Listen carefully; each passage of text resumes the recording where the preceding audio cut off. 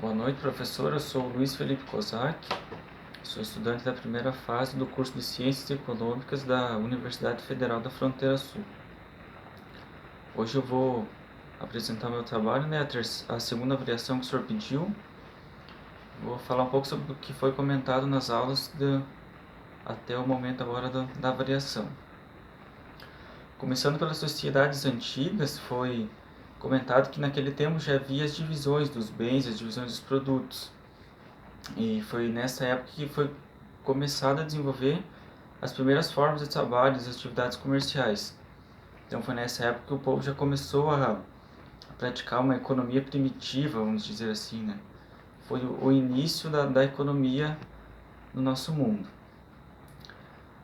Naquele tempo, antigamente, as grandes civilizações se desenvolviam nas margens dos rios, que era o lugar que eles tinham melhores recursos, as terras eram mais férteis e era o local mais propício para se desenvolver, né? Era tudo mais na mão, até por questão de localização, também para ele se deslocar de um local para o outro, né?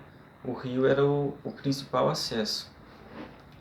Um exemplo dessa civilização é a civilização mesopotâmica, que teve um desenvolvimento econômico muito grande, muito forte, né?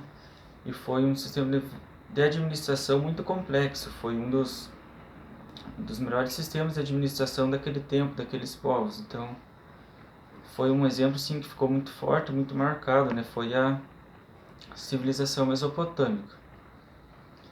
Aí na Idade Média, os governantes tinham muitos gastos que geralmente a nobreza queria ter muitos privilégios, muitos luxos e sempre tinham um gasto muito alto, faziam muitos gastos, muitas compras para manter os privilégios, né, para manter os luxos dos reis, dos comandantes. E esses gastos levaram muitos impérios à falência, que o gasto deles era maior que as arrecadações, porque o trabalho era pouco e era geralmente praticado artesanato, era plantado algumas culturas e não dava uma arrecadação tão grande. Então, muitos impérios vieram a falir devido aos altos gastos que a nobreza tinha para manter seus luxos, seus privilégios, né? Então, se dá início daí ao período do feudalismo, que foi o período conhecido como o sistema econômico funcional. Foi um primeiro sistema econômico que foi desenvolvido, né, que as populações estavam aprendendo a praticar o comércio, a se desenvolver, a administrar mesmo seus recursos, seus governos, né? Quando acabou o período do feudalismo, aí então que começou o período do mercantilismo, que foi nesse período que aí sim o comércio se desenvolveu amplamente, se fortaleceu e passou a ser a base, né, da economia, a base do lucro que eles obtinham.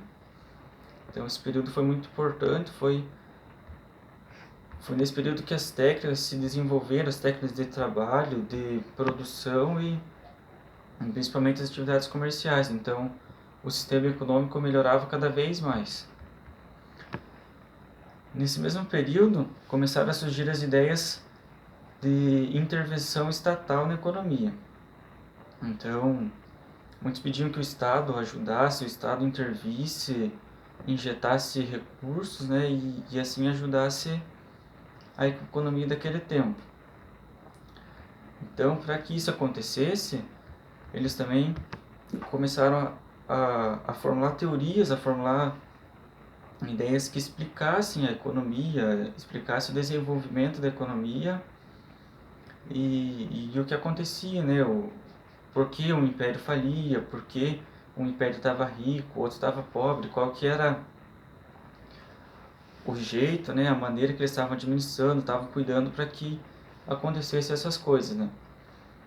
Então, que vieram os períodos que surgiram alguns pensadores que ficaram muito famosos e puderam então ter suas ideias, né, marcadas, que até hoje são conhecidos, são estudados, né, até nós estamos estudando alguns.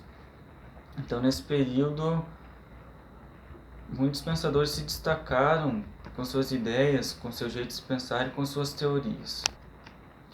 Nesse período também entram em discussão as ideias, as teorias socialistas e capitalistas. Só que antes da sociedade passar por esses dois períodos, a sociedade teve seu período clássico, né? Ela passou pelo período clássico. Esse período durou quase um século, foi um período de bastante tempo, né? Bastante extenso. E o principal pensador, o principal teórico desse período foi o Adam Smith. Esse pensador transmitia suas ideias através das suas obras escritas, que são obras que ficaram muito conhecidas até hoje, são lidas, são vendidos muitos exemplares, né, dessas obras do Adam Smith.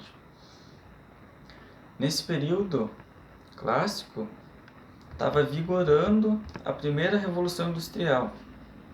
Então era uma coisa muito nova, uma coisa muito marcante, né, e que influenciou muito as ideias de Adam Smith, a ideia de outros pensadores também que foram importantes para essa época.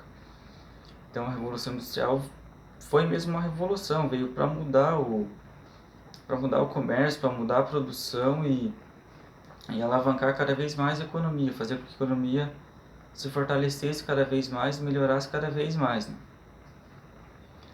Nesse tempo, o principal fundamento que eles tinham, a principal base que eles tinham, é que o trabalho era fundamental para o crescimento de uma nação. Então, quanto mais se trabalhasse, quanto mais se produzisse, mais essa nação ia se fortalecer e mais ia crescer a economia, fortalecer a economia.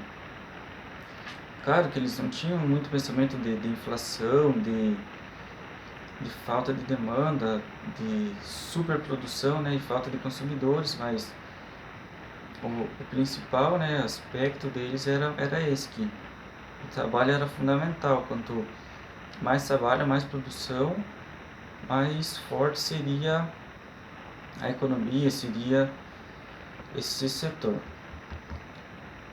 Então, os pensadores do período clássico também defendiam o liberalismo, né? Eram pensadores liberais e já começaram a fazer as primeiras análises da divisão social do trabalho, que já estavam tendo a Revolução Industrial e então muitas indústrias estavam se mecanizando e essa divisão iria potencializar, né, os processos de produção. Então, seria que cada funcionário fazeria uma parte, né, do trabalho, uma etapa do processo de produção, fazendo assim com que tivesse uma produção muito grande e em um tempo muito rápido, né, fosse uma produção rápida e de grande agilidade. Então, após esse período, né, o período clássico, começam a surgir as ideias de Karl Marx, que veio para apresentar um novo jeito de se analisar os fatos econômicos, e ele trouxe também, né, várias teorias novas, várias ideias novas que vieram para revolucionar o pensamento econômico. Até o sistema econômico dele ficou conhecido como sistema econômico marxista, né? O Marx se baseou no pensamento dos economistas, né, dos pensadores economistas do período clássico. E claro, foi fortemente influenciado por Adam Smith, né? Adam Smith foi o cara que começou a linha do pensamento, começou a desenvolver uma teoria e os outros pensadores foram seguindo suas ideias. Então, Marx já dizia que o trabalho era quem definia o valor das coisas. Ele dizia que o valor de um objeto, de um produto, devia ser definido a partir da quantidade de trabalho que foi empregada para se produzir aquele objeto. Então, ele bem dizia que quem produzia que devia determinar o quanto que ia valer aquele produto, aquela produção que ele teve, né? Marx era um pensador que tinha ideias liberalistas também, né? Assim como Adam Smith, seguindo a mesma linha do Adam Smith, só que ele era mais restrito ao Estado. Ele queria uma intervenção do Estado, queria que o Estado detivesse os meios de produção, tivesse posse desses meios, né?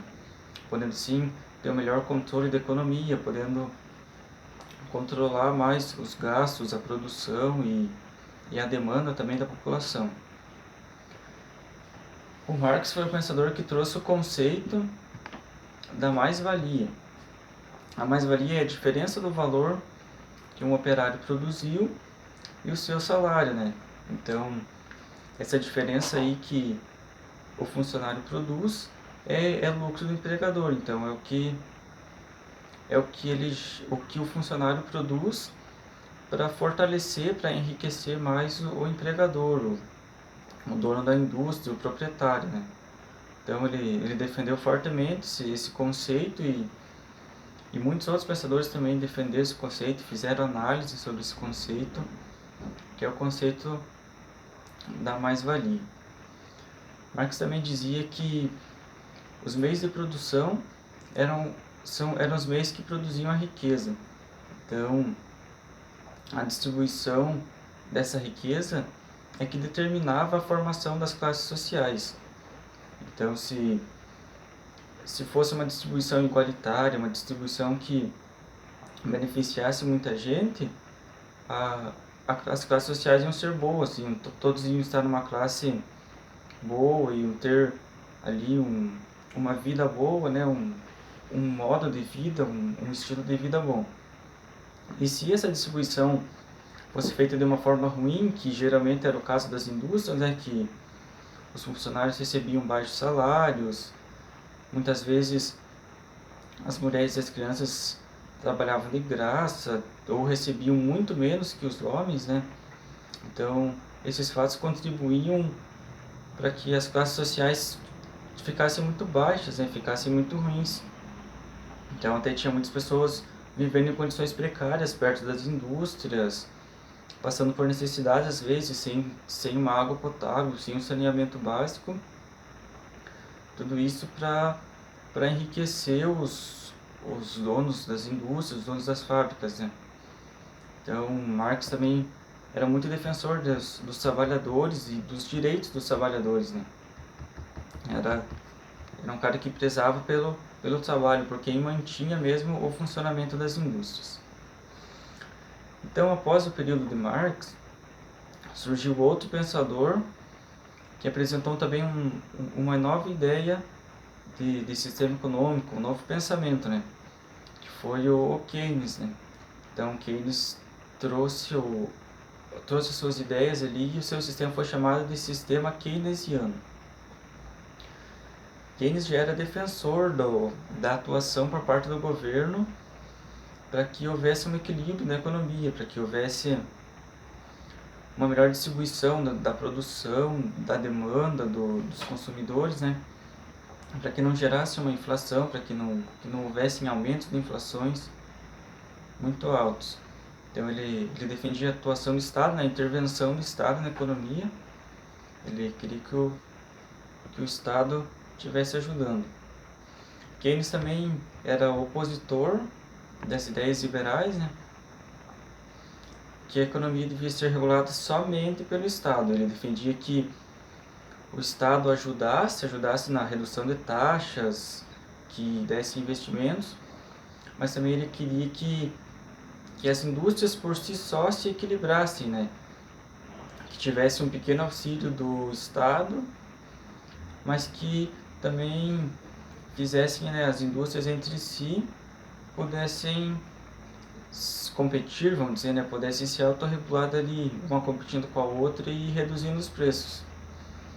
Então, ele tinha oposição às ideias liberais e defendia também que as indústrias por si só se regulassem, né, somente com uma pequena ajuda do Estado.